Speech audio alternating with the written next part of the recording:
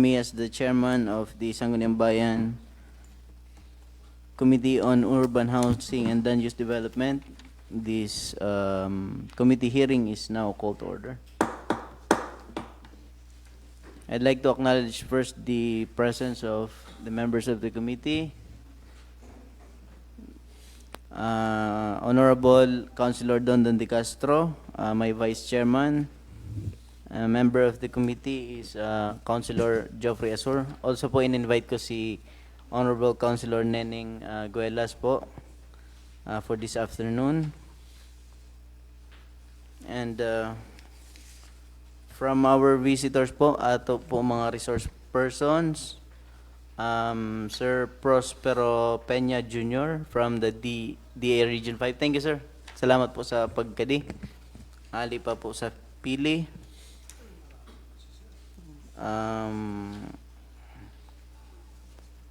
From the Assessor's Office, Ma'am Socorro Reyes, yadi man po an sa ato zoning officer, Sir Jeff.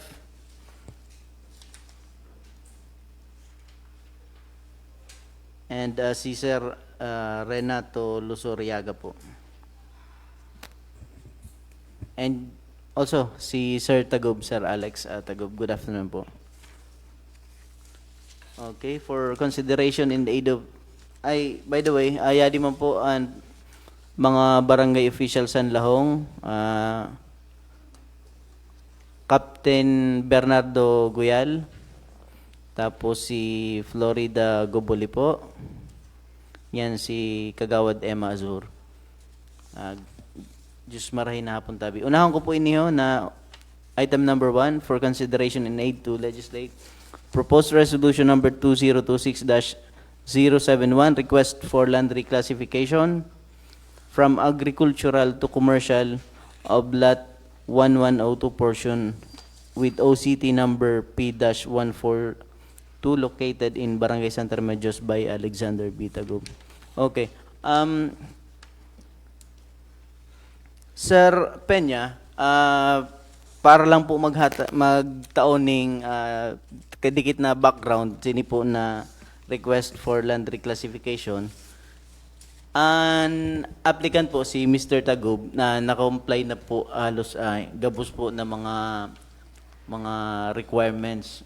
Pending na lang po ang DA certification for land reclassification. Pwede mi po maaraman kung papaano po ang proseso kapag taukan DA region sa land reclassification. Okay po. Good afternoon po. From DA Region 5, I am representing the Regional Land Use Technical Working Group in Region 5, specifically on processing of applications regarding reclassifications from agricultural to other purposes like industrial, commercial, residential purposes. So ang process po under, we have existing regulations under Memorandum Circular number 26 series of 2022, which was promulgated by the DA, the Department of Agriculture, on June 2022. In this circular, it references existing regulations like Republic Act 7160, the Local Government Code, which authorizes the local government through the Sangguniang Bayan to reclassify agricultural to different purposes, uses, and referencing Malacanang Memorandum Circular number 54 and the joint circular between the DALG, the DAR, the DA, and the HLRB, which requires before any reclassification that should be approved by the LGU through the Sangguniang by way of a zoning ordinance, there must be first a requirement of certificate of reclassification coming from the Department of Agriculture. So the process is any private applicant must pass through the Sangguniang Bayan of any local government unit which has jurisdiction to carry the application, it course through to the Department of Agriculture through the Sangguniang Bayan. So anyone from the Sangguniang Bayan may file the application for for reclassification, asking for certification from the DA through the RLUTWG, the Regional Land Use Technical Working Group. So in this particular case, if we have an individual applicant for reclassification, it must be coursed through the Sangguniang Bayan. In particular, your Sangguniang Bayan here in LGU Bulan. So anyone from the Sangguniang Bayan, either through the committee chairman or through the vice mayor as the head of the Sangguniang Bayan, or any authorized representative of the Sangguniang Bayan, should be the one to file the application addressed to the RLUTWG in Region 5, DA Region 5.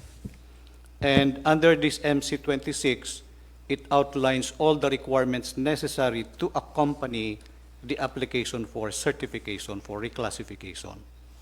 So if there is now a confirmation for reclassification, it will be returned to you, then you can proceed for the order of reclassification through an ordinance by the Sangguniang Bayan ng Bulan. So that will be the process po.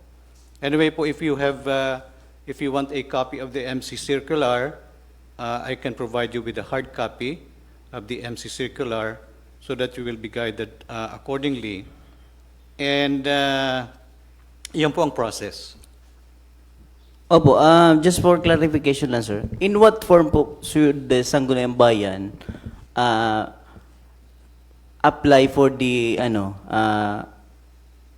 reclassification certification from the DA? Ano, by form of It's a resolution formal letter request? po, it's a formal cover letter applying for reclassification. Opo, tapos ano po yung mga attachment doon? Marami po siyang mga requirements. It is provided. Halimbawa po,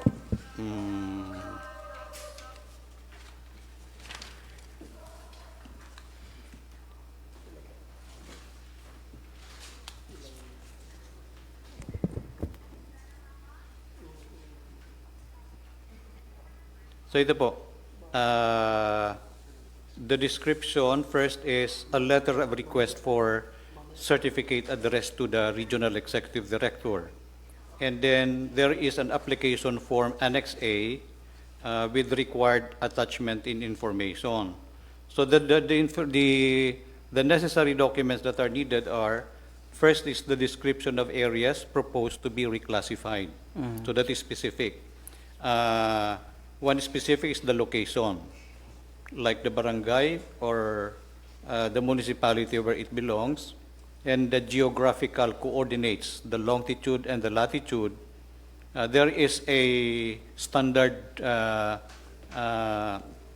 form in this, and then specific existing land use through your CLUP if you have, and then adjacent surrounding land use, and then specific proposed land use reclassification and the area applied.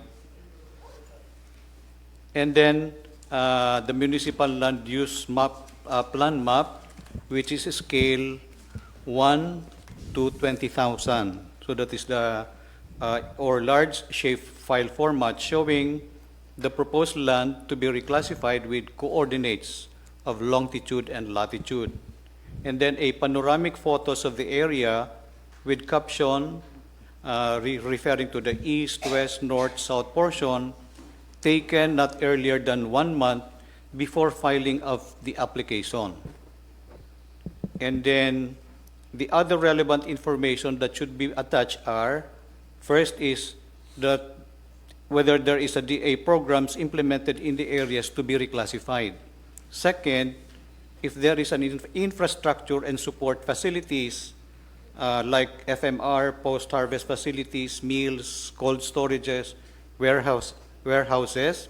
And third, if there is an existing irrigation as managed by the NIA or the BSWM or through the DA regional field offices.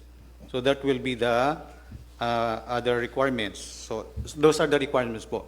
Anyway po, we can provide you with a hard copy of the circular so that you will have a handy references for the documentary requirements that can be accomplished accompanying the application for certification.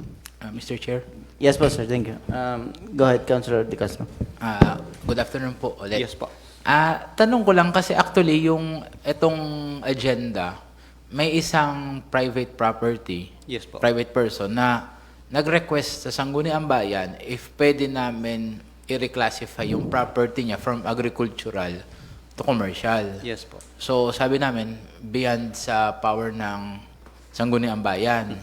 So paano po yung kami ulit yung mag-a-apply or yung private citizen? Actually po, you have the Sangguniang Bayan has the authority to make a reclassification within your area of jurisdiction. Kaya lang po ang process is, Mag-aano before po you sa make DA? the final order of reclassification by way of of a zoning ordinance, there must first be an application to the Department of Agriculture for certification for reclassification.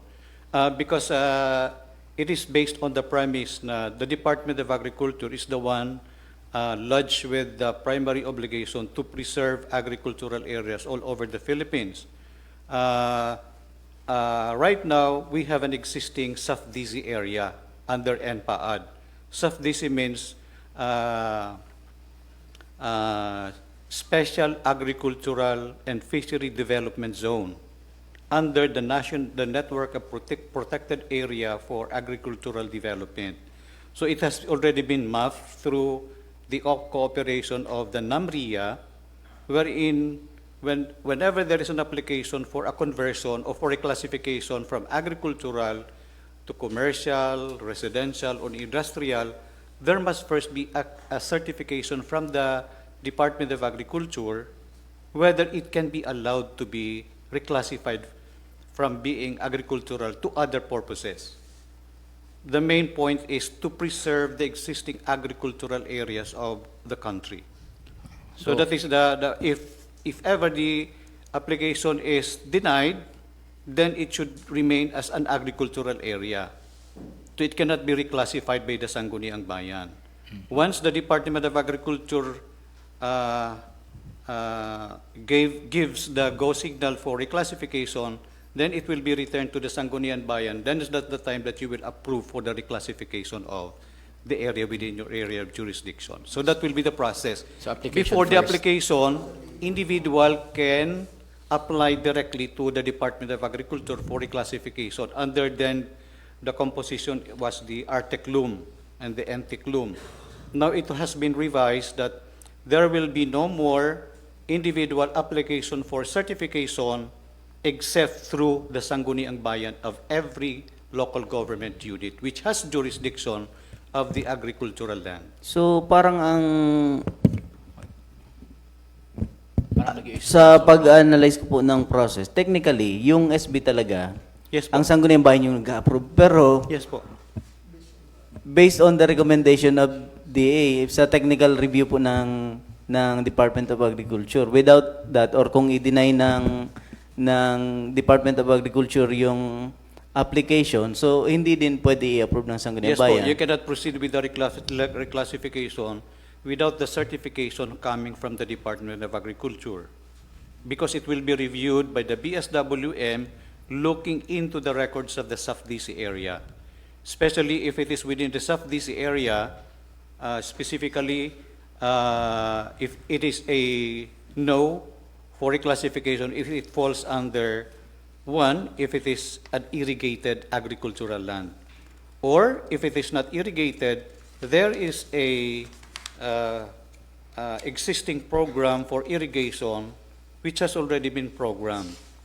And when there is already a funded for irrigation, either by the NIA or the DA or other institution for irrigation purposes. So if it falls within these categories, definitely the DA will always say no for reclassification. Sir Jeff, nano pong status sa nano po ang classification sa lote ni Mr. Tagup based on your record, Tabi? Good afternoon po. Sa niyan po ang land use po is SAF-DC po ang ina-applyan po nila, sir. SAF-DC. Special Agricultural and Fisheries. Agricultural. Opo. Pero sa, Mr. Chair, sa tax declaration nila, Yung classification is agriculture, pero yung actual use is rice irrigated. Hindi. Sa tax deck eh. So yung use niya is irrigated na rice land. So ngayon, currently, irrigated siya na rice land. Hindi, kasi may certification from NIA na di rin, outside na siya sa irrigation service. Oh, so di rin naman po siya irrigated. Hindi naman sa ano Oo. na niya. So parang ang mangyayari po is may councilor, anybody from the Sangguniang Bayan, parang siya yung mag-sponsor for the application sa DA para dun sa applicant na private citizen. Then, depende kung mag-okay ang DA, saka lang siya mag-sponsor na ng ordinance or resolution to reclassify it dahil may approval na ng DA. Yes po, that's correct po. So, So the best way po is since kung meron pong private applicant, we advise na through this sangguniang body to be the one to file the application for reclassification. It would be good kung halimbawa ang vice mayor mismo ang magpirma ng request for reclassification because the vice mayor is the head of the Sangguniang Bayan. If it is not the vice mayor, if it will be other representative, we need a resolution authorizing the person requesting for certification for reclassification. Anyway, it is not a rigid requirement na even if it falls within the SAF-DC area, there can be certain exceptions like when it is already within the built-up areas or when there is a proposal for expansion of urban development within the area for economic development purposes, it is up to the Sangguniang Bayan to make the necessary justification. We allow that, especially if it is not within irrigated, no program for irrigation. Sometimes we allow, we go for reclassification because we consider economic development. Okay. But it should be justified by the Sangguniang so Bayan. much better na wait whole up. area na. Okay, Mr. Chair. Wait lang po, before Councilor Azul. Sir, open po ba yung application? Up to this time, it will be my next information sana kasi we have an existing DA Memorandum Circular number 1 issued by the Secretary of Agriculture in January 5, 2026, which took effect on January 12, 2026 this year, declaring a moratorium on the application for reclassification until June of 2026. So up to this time, we suspended the acceptance of application for certification for reclassification until June of 2026. The purpose is they are reviewing certain policies that they have experienced with some contradictions to existing regulations. So they are making certain harmonization of existing rules and regulations. We are given a period until June not to accept application for reclassification. And it has been advised that the DA office, the central office, has already furnished a copy of the Memorandum Circular number 1, series of 2026, to the office of the DILG Secretary for dissemination to all local government units. For the meantime, wala. Wala. Diri po, hindi. Nag-stop ang DA mag-receive ng application. Yes po. Mag-receive ng application until June. Yes, until June 2026. 2026. Just this year. Or if they can fast-track the harmonization of existing regulations, maybe they can lift the moratorium at any time, or they can even revoke at any time the moratorium if they are now ready to release the new regulations on reclassification. Okay, Mr. Chair. Yes po, Councilor Azul. Okay, thank you, Mr. Chair. So, putong kulangan sa to Assessor Office regarding for the status sa application for the reclassification ni Mr. Tagup. Nano naging status? Nano na status niya? Okay. Sa pag-apply niya sa ano? For the reclassification. Actually po sa opisina po namo, doon lang kami nagbe-base sa kung ano po ang classification sa tax declaration. With regards to po sa application nila, mao nga ni po yun na nag-aayo sa ato danon para ma-reclassify po yato na gusto nila Opo. sa noon. Mao po yun ang rason ko na kay po na-invite ang si Sir from DA region para po ma-enlighten kita about sa proseso ng pag-grant ng na pag-issue ng certification of land reclassification ng DA kasi that is part of the requirement po para mag-issue ang Sangguniang Bayan ng resolution or ordinance na kasi kitang may final say. Kitang makapag-decide kung kitang makapag-grant actually. Kaya lang, Mr. Chair, dapat ito magkasa sa ato DA na an application is ano mo na. So niya, naka-hold po. Naka-hold an application hanggang June 2026. Yes po, June Okay. 2026. Totoo po yan, Your Honor, na the final say for reclassification rests on the authority of the Sangguniang Bayan.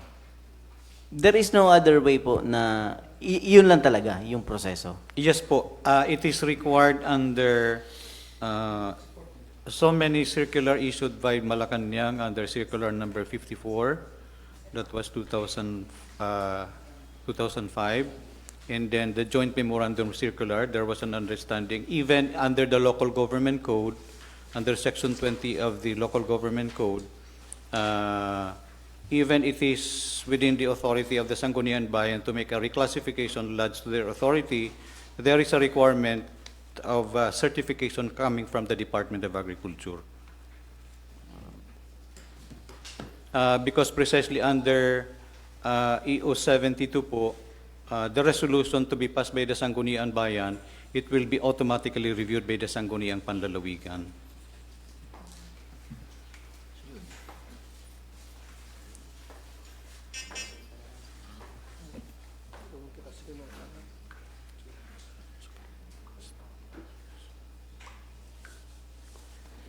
So, ang sa assessor's office, tsaka sa MPDO, may mga lumalapit sa inyo na mga private persons na gusto rin magpa-reclassify.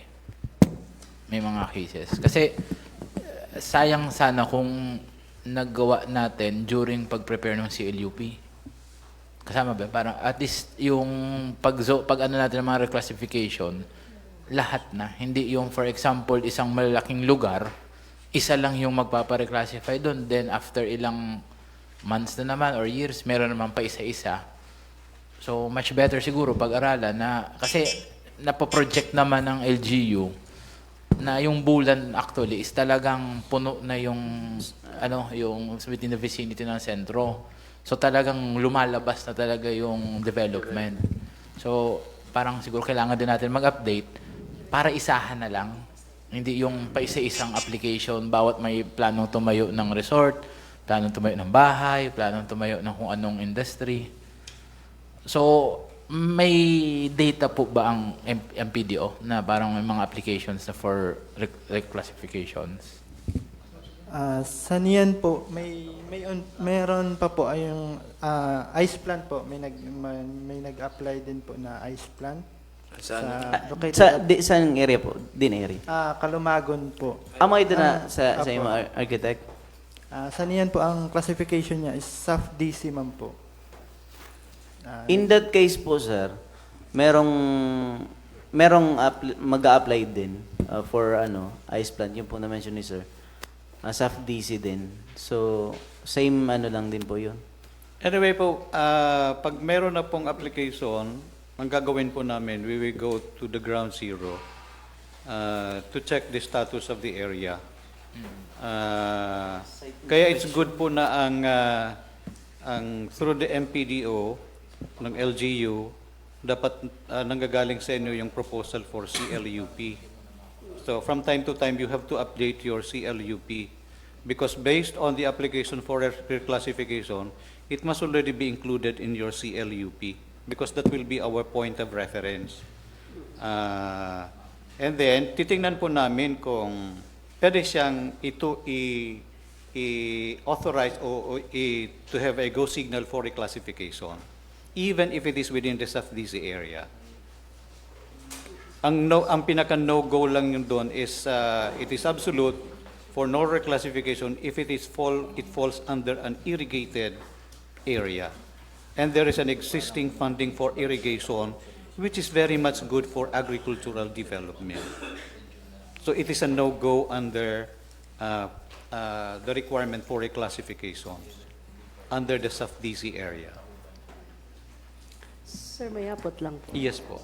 In case po yung applyan na for conversion is nasa commercial area, Yes po. pero agricultural in classification, need pa ba po ng DA certificate? Yes po. Pero you can include that in your CLUP. Yeah. You can Pag you may can make a classification under your CLUP, comprehensive land use. Yes po. Plan. Sir, pag may certification na from zoning na commercial area Yes siya, po. need pa ba po ng certification Yes from po. your office? Because the Department of Agriculture is the one technically lodged with the proper technical evaluation whether it can qualify for reclassification or not. So the mandate is already given to the Department of Agriculture, and we have technical personnel to check on that. Verify. Yes po. So, Mr. Chair, maraming salamat sa DA kasi at least grabing kalinawan, hindi lang sa part ng applicant, sa part din ng Sangguniang Bayan, sa part din ng aming assessor at yung PDO, yung tamang proseso. Yes po. Sad to say lang nga, merong moratorium na hanggang Yes po, yes po. June. Yan, kahit po sa amin, we feel sad about that.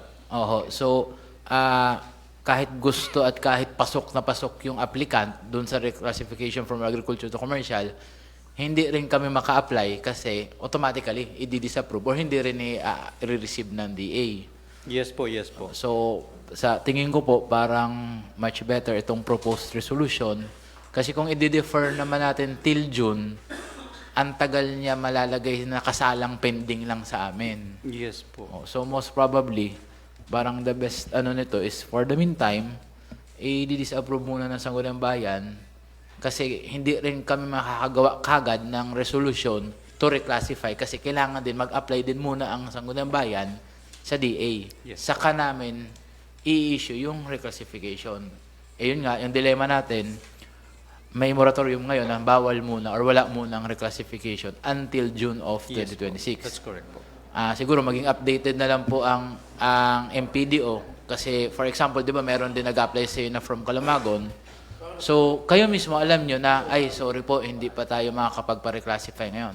Pero if ever naman merong bagong issuance ng DA na linif na 'yon, siguro i-inform natin yung mga interested parties na pwede na po kausapin na natin ang Sangguniang Bayan para ma-process na natin kung pwede yung lugar i-reclassify. Parang ganun po yung maging mabuting manera. So, Mr. Chairman, Yes po, in Councilor. address to the DA, sir, Yes po. pag halimbawa, maklassified ta na agricultural to commercial, ang may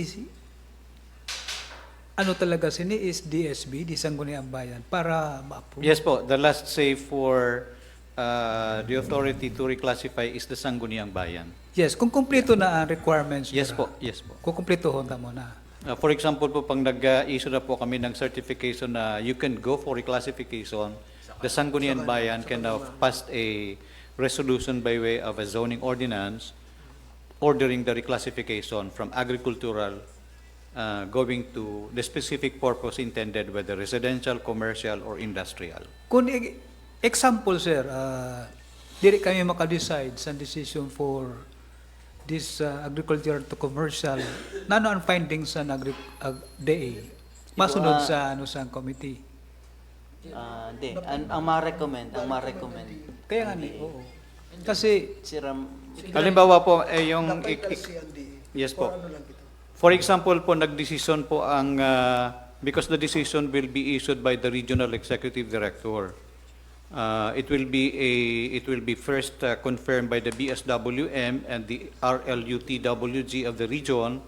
They will come up with a recommendation whether to go for reclassification. If in case the decision of the regional executive director is not favorable for reclassification, the regulation allows for an appeal to the office of the secretary within 15 days from the receipt of the denial for reclassification. You are given 15 days within which to make an appeal to reverse or to reconsider the decision of the regional executive director denying reclassification. And there can be a possibility that you can justify your position to the office of the secretary. National level na. Yes, a national level. So, umabot Because pa in our level, we are tied up with the rigid requirement of if it falls under the SAFDC area, irrigated, with funding for irrigation, very much feasible for agricultural purposes. We are tied up but to say no for reclassification. If you want to justify for some economic purposes, there is an expansion for urban development, you can justify it to the level of the secretary. Maybe you can be granted with the reclassification. Yes, sir. Kasi minsan ang nag-apply is kinukonsidera nila na may kulang pa, pabalik-balik, di may kulang pa, pabalik-balik. Then, mo ngayon na isi-settle tapo tayo sir, ano? Yes Ang po. mga problema pa sa na nag-apply sini na ingod na from agriculture to commercial. Either sir, pag in-approve na mo sa committee level, maagi pa ini sa final sa Sangguniang Bayan. Yes po. O sa in-agenda na naman or nakaano naman sa committee hearing, then doon ba sa ano nato sa final session ta pwede na i-approve? Hindi. Actually, ganito. Mr. Chair, if I may be allowed, may bagong proseso. Binigay sa Sangguniang Bayan ang full authority to reclassify, pero kailangan mo ng prior approval ng DA. Kasi naka-assign sa DA na i-preserve yung agriculture. So may certain conditions na if ma-meet ng Sangguniang Bayan or ng LGU, igagrant tayo ng DA. If ever man na lagpasan natin, kunwari ang sabi ng DA is no, pero nag-insist ng Sangguniang Bayan na hindi, diretso yun namin, pwede tayo maging administratively liable. Yes po. At the That's same correct. time, pagdating ng review ng panlalawigan, Yes. hahanapin ng panlalawigan ang certification ng Yes DA. And pag failure to provide, ang panlalawigan mismo pwedeng i-declare na invalid ang ordinance natin. Yes po. That's Parang correct ganun po. Yes po. That's correct po. So, okay, sir. So, the question is, sir, kung ready na ang recommendation niyo, Yes po. pwede na namo Yes po. Kita na. Pag nag-okay po ang DA na you go for reclassification, then you can go with your process. So, ordinance na natin ang magre-reclassify ng Bagan, property. Yes, Councilor, recto. An SB, ano lang, bagan formality naman lang kita, na kita mag-declare. Pero actually, sila nag-approve. So, yung recommendation nyo, sir, is wala namang problema ang nag-apply? Wala naman po. O di na, ano pa man, wala namang problema. Ang mag-apply po yung private individual through the Sangguniang Bayan. The Sa mga requirements po, we can assist for the compliance of all the necessary documentary requirements. Kasi pag hindi po siya fully complied, may mga defects, we cannot start with the process of evaluation for reclassification. Anyway, we have technical people to assist applicants for the proper compliance of the necessary documentary requirements so that we can proceed with the process of evaluation for certification. So, Mr. Chair, this proposed resolution number 2026-071, request for land classification from agricultural to commercial of lot 1102, PT o city number P-142 located in Barangay Santa Remedios by Alex Bitagum through the recommendation of Department Department of Agriculture. Yes po, DA. Department of Agriculture. Move for approval, Mr. Chair. Mr. Chair, may moratorium. May moratorium yun. Until June 2026, bawal mag-reclassify. May order ang national na diri po sila ma-accept sin any application for reclassification. Yes. May moratorium. So maski aprobahan ta, or diri man nga hindi nga tayo actually maka-approve kasi wala pang certification from the DA assuming Yes, na po. walang moratorium, di rin tayo makakapag-approve ng ordinance or ng resolution to reclassify without the go signal ng DA. Kumbaga for the sake of argument ngayon na walang moratorium, Yes. kailangan muna natin yon. So once na ang Sangguniang Bayan mag-apply for certificate for reclassification through a resolution din natin, for example, i-authorize natin si Vice Mayor na mag-apply sa DA, and once na magsabi ang DA, sige, go signal, saka lang tayo gagawa ng ordinance na i-reclassify natin yung property na yun or land na yun. So, Mr. Chair, we will wait the recommendation Yes po, from yes the po. DA before the approval of Yes this po. resolution. Parang Thank you, thank you. tamang proseso po. Thank you, Mr. Chairman. And besides Okay. po, just for the information of everybody, wala pa man talaga kita official draft kay ano po, request pa man lang ini. Letter pa man lang letter pa. ini Proposed resolution. from the applicant, Sir Alexander Tagob, to the Sangguniang Bayan na mag-issue po sa land reclassification. Kaya lang, as we heard, may mga proseso pa po kita na kaipuan i-comply. So, ini po, iyan na po muna ini. I think i-disapprove ta na ini. Then by July, after mag-lapse po ng moratorium period, then we can, kami po, di Sangguniang Bayan, pwede na ulit kami kasi kami na mag-initiate po ng application doon po sa Department of Agriculture, Region 5, with the documents po na present po niyo sa opisina namo. So kami na lang po ang makipag-communicate or makipag-transact sa DA po, parang government to government transaction po ang mangyayari. So ibig po sabihin, sir, diri pwede ang private entity na mag-apply direct. Yes po. Yes po. Under existing regulation, we have already discouraged private individuals directly filing. Okay, thank you, sir. Okay. Anyway po, we will endeavor to inform this body if ever there will be a lifting of the moratorium or the end of the moratorium, so that you can be properly advised when to file the necessary application for certification for reclassification. Noted po.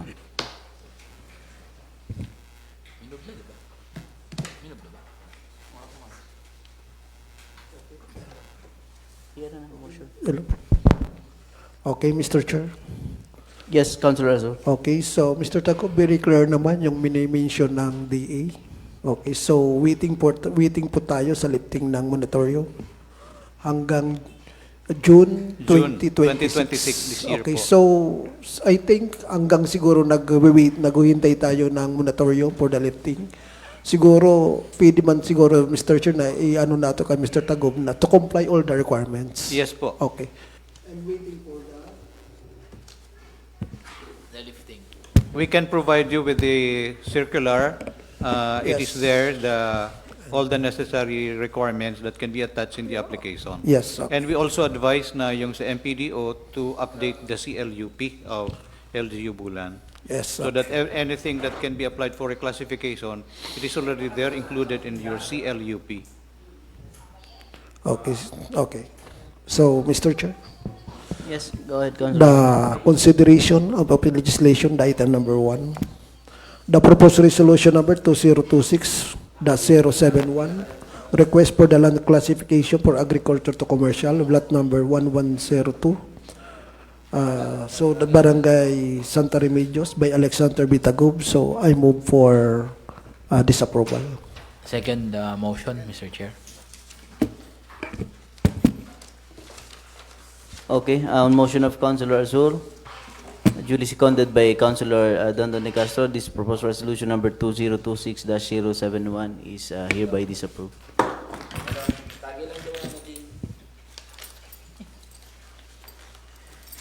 Thank you po. Ay, sir, pag-Israel lang po kita mamaya. Tapusin mo na yun, ano, na sa para next mag-guide tayo. agenda po. Thank you so much po, sir.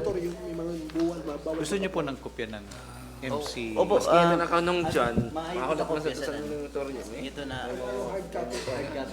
Ito na.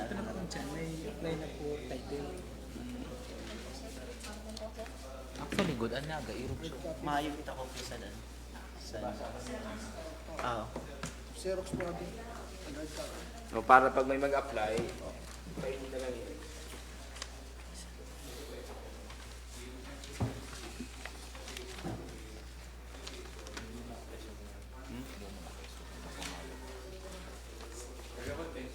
Opo. Ay, sa office ko na lang po. Wala lang po ako sa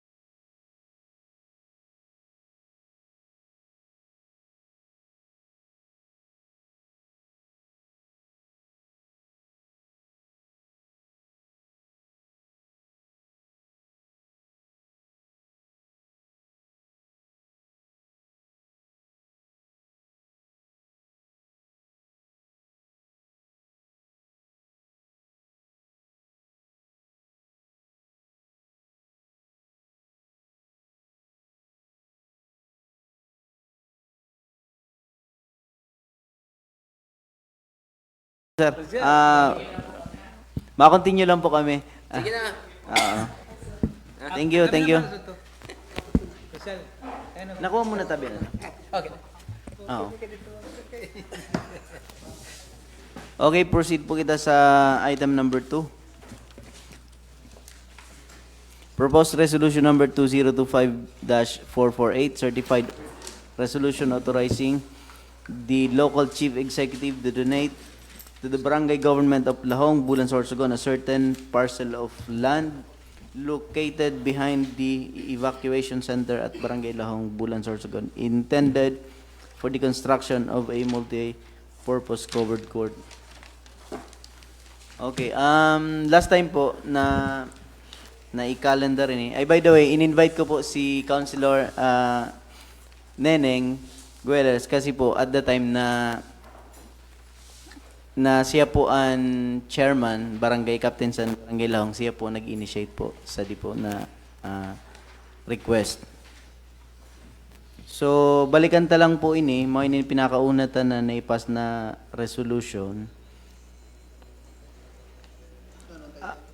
Resolution authorizing the local chief executive to donate to the barangay government of Lahong, Bulan, Sorsogon a certain parcel of land located behind the Bulan Evacuation Center at Barangay Lahong, Bulan, Sorsogon, intended for the construction of a multi-purpose covered court. Na-confirm naman po ini last time na ini po na property is a titled property owned by the local government unit. Tama po, Ma'am Neneng?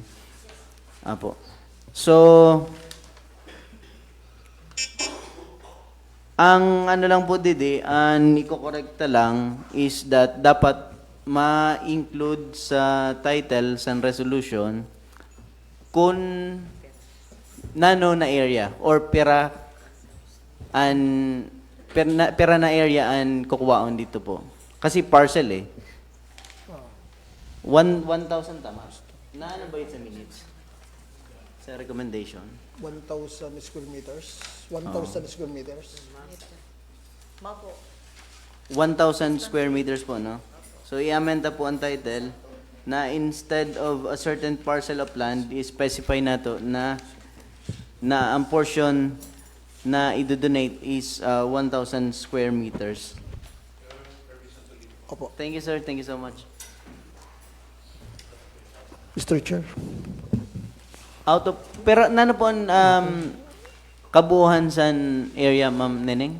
Gihapon, tabi? Good afternoon, gihapon tabi. Based po sa TCT number 2020-001-384, ang area po sa dinalote na lot number 1220 is 3,515 square meter. 3,550. 3,515. 3,515 square meters.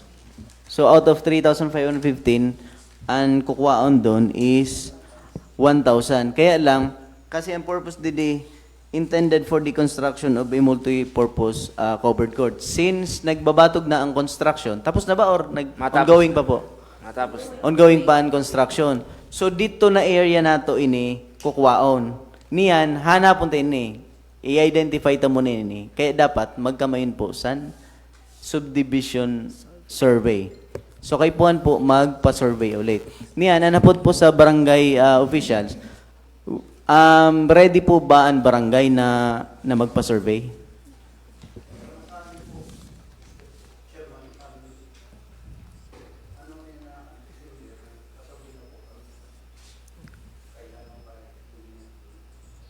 May survey na po? May, di po. Hindi rin man pwede si Clint eh. Di po. May mga ano po kita, may mga licensed surveyor po na nagkakandak soon. Mr. Chair, lang po sini, madali lang po ha. Kayo may mother title. Paano pag mapaaltas ka sa mother title sa 1,000 square meters, nanoan kay puhan? Survey.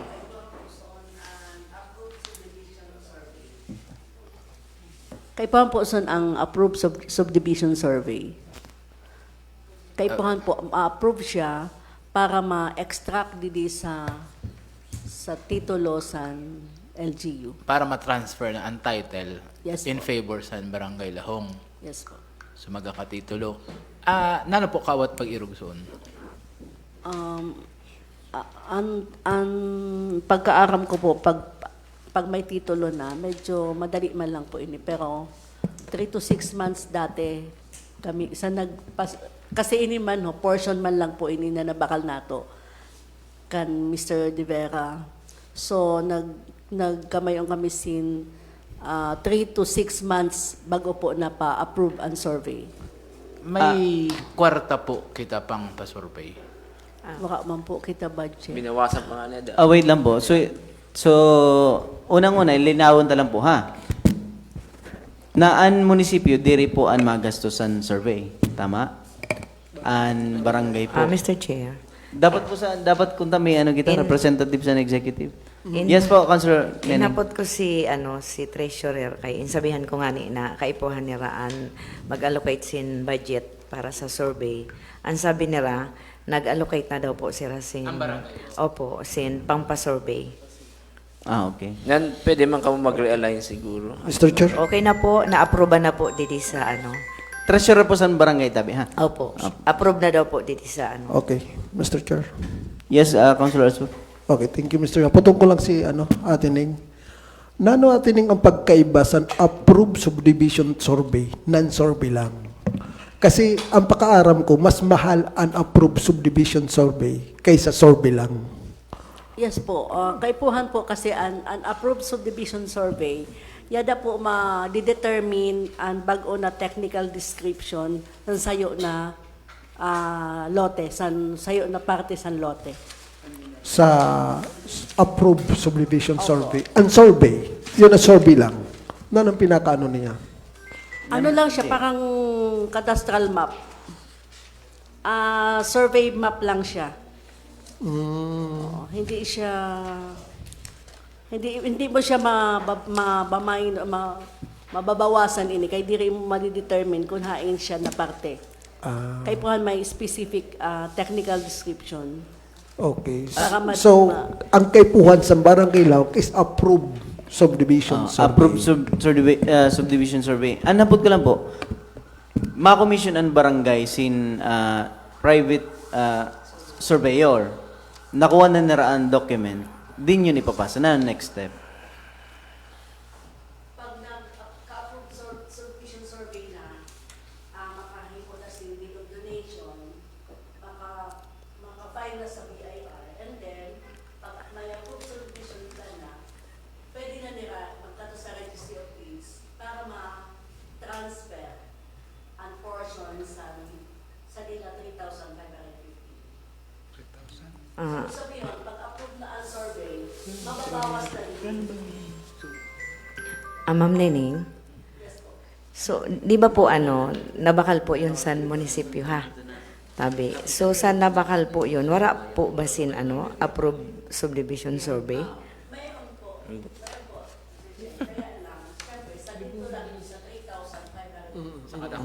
So, diri po ba yun pwede magamit na approved subdivision survey para magpa-survey ang barangay? Magiging reference sa surveyor. Magiging reference sa surveyor para ma-subdivide naman yung So, pwede magamit ang sa munisipyo. So, anytime po, pwede man magpa-survey ang barangay.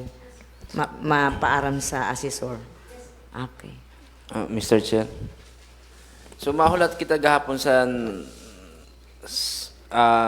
pag-survey sa sa barangay bago nato ang deed of donation and Di po, pareho san sa Otabi kanina. I-approve tan resolution, pero butangan ta sa resolve further na Okay. execute ang deed of donation once na may una san approved May technical subdivision survey.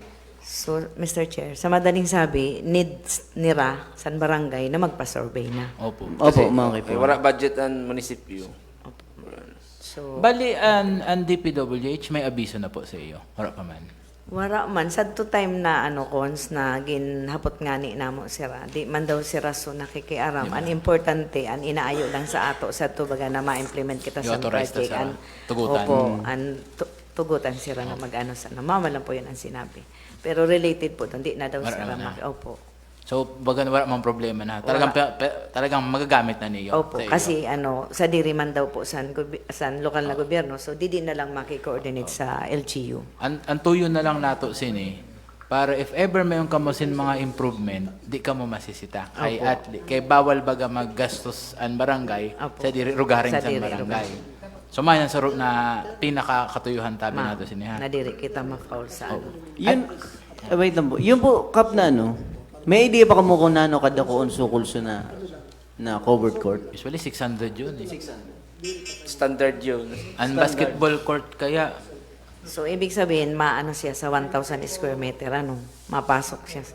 opo, pasok man. Pasok man ano. Depende sa actually depende sa ayo niyo kan mayor, depende man sa intugot ni mayor. Basta may unsin ingod ang munisipyo na 3,550 square meters. Pwede sir ang basketball court or covered court lang ay 600, nag-ayo pa kamo 400 para sa kuna naman nakatuyuhan. Stage So na. depende yung sa pag-open executive. Siguro ko kung mas magayon, kaistoryahon gihapon nila si Mayor ano para mas malinaw. Pwede man po, kung pira talaga ang exact Exact gusto lang. niyo na mahiwas. Panduwa, kaya po ito na nabanggitan kanina sa kaya ang sitwasyon sa Utabi, may dako-dako na ingot. So naghuro na Utabi kung pwede sa Ramatagan sin 500 square meters. So, binutang namo sa resolution, tinugutan namo na magdonar, pero kay puhan ibutang sa deed of donation, kunhain yun. Kung magahain ang 500. Mauman po doon sa iyo, kay kumbaga sa bond paper bagaha, iningan 3,500 square meters. So, hain di sa bond paper, 1,000. Most probably, dito sa kunhain ngayaan covered court. Niyan, ang hapot naman, ihatag po niyo sa amo an hain an mga pointers ngaya kung hain an mga lindiro kung sa balay hain di ang bubutang ang tamuhon para main ang property niyo mamanin ang property sa LGU para irog po ang tuyo kaya kay puhan importante Siguro maano yun sa survey. Pag-survey, Opo, sa pag-survey malulocate kung diin talaga makadagdag yato na 400. Pero with regards tabi sa willingness sa LGU ng Sangguniang Bayan na idonar sa iyo, yun na kita. Kumbaga, may resolusyon na idodonar sa iyo, hulato na lang nato na butang an technical description sa deed of donation na pipirmahan ni Mayor ng isang barangay para ma-formalize na pag ipapatransfer na niyo. So, kumbaga, idonar na sa munisipyo. Ano na lang nato para magpormala na sin kumbaga may authority na si Mayor Mayor may ka na authority hali sa Sangguniang Bayan na donaryo na ingod pero bago ka mo magpirmahan so na deed of donation i-identify mo kung arin talaga an lote para at least kay mapagalong pa no halimbawa ngaya o sige then pag imudo niyo sa papel pala hindi man ang basketball court Ito na covered court. or katunga o Opo, diri masakit kasi ito na talaga an area at least madali na susugod. malinig an sukol na yato talaga nakasulod sa may evacuation po baga dito sabay dito sa likod. Pwede na niyo isabay na for example ngaya o dagdagan didiho. Kay diri mapagalo man na eksakto lang talaga sa diri mao sa covered court. Pwede baga kaya nga ni siguro okay kan mayor na 1,000 square meter maski ang sukol sang covered court nga is 600 square meters lang. Tay para kung may kamusin may purpose future pa. expansion. Kung may toilet ngaya or stage or kung ano na or opisina. Diri mao po. Bagan man so ang tuyong. Tapos, 100, i-donate niyo sa ako. Same na lang. Sige, isabay ka sa resolution. Opo, Councilor Valoriano. Pero ang sukol ko 1 meter by 100. Pala Yes, ba? Mr. Chair, Yes, Councilor Valoriano. the resolution number 6, series of 2025, requesting the Honorable Mayor Romeo Igordola for donation of parcel of lot at the back of Bulan Evacuation Center, situated at Barangay Laong Bulan, Sorsogon, intended for construction of multipurpose covered court. Mr. Chair, for the approval with the inserted survey. Saka may zoning pa. Survey. Survey Survey. So move for approval, Mr. Chair, with amendment. with with the amendment. inserted survey. With amendment, apo. Sige. Second? Second na motion. Mr. Chair. Okay. On motion of Councilor Recto Valeriano, seconded by Councilor Dondon De Castro, this proposed resolution number 2025-448 is approved with amendment that instead of a certain parcel of land, we specify it should be 1,000 square meters, and with a condition that the final execution of the deed of donation Provided. will be granted only after magkamay na po sa approved Survey. subdivision survey. So this resolution number 2025-448 is approved. So 1,000 na talaga. Bahala, makato sira. Makato na lang gihapon nila si. So, anong gihapon tabi niyo kung 1,000 talaga? Sigurado para ipaliwanag nila titian na ano, komite. Sarap. Kaya blanco pa man ano ni, pero saan niya 1,000 ano ta. Ang pinag-istoryahan. So, gamiton na siguro. Ano yung sukol sa basketball? Move for adjournment. Di, mahal pagkaaram ko pero. Second. Okay, this committee hearing is adjourned at 2:40 in the afternoon.